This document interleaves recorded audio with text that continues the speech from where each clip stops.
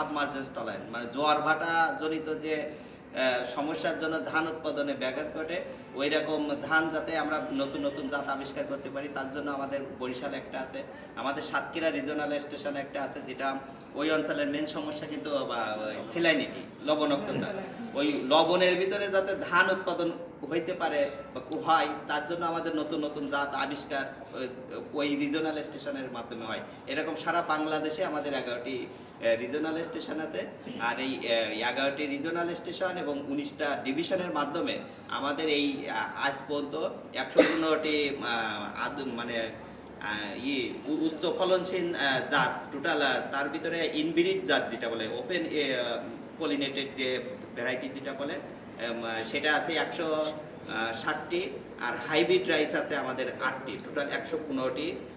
বিভিন্ন ঘাত সহনশীল এবং ফেভারেবল কন্ডিশনে টোটাল এই 115টি জাত আছে। এর ভিতরে তিনটি সিজন কিন্তু আউশ, আমন এবং গরু। আউশের ভিতরে এরকম ভাগ ভাগ আছে, কিছু জাত আছে, আমনের ভিতরে আছে এবং গরুতে আছে। গরুতে সবচেয়ে বেশি জাত আছে, গরুতে টোটাল আমাদের এখন তো 41টা জাত আছে। যাক, এই জাতগুলো কিন্তু বিভিন্ন যে অঞ্চলে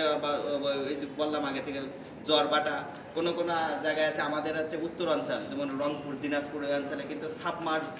হঠাৎ ফ্ল্যাশ ফ্লাড আসে, ওই যে ইন্ডিয়া থেকে হঠাৎ পানি এসে আমাদের বন্যা হয় কিন্তু এরকম হঠাৎ বন্যা, যে ওই জন্য আমাদের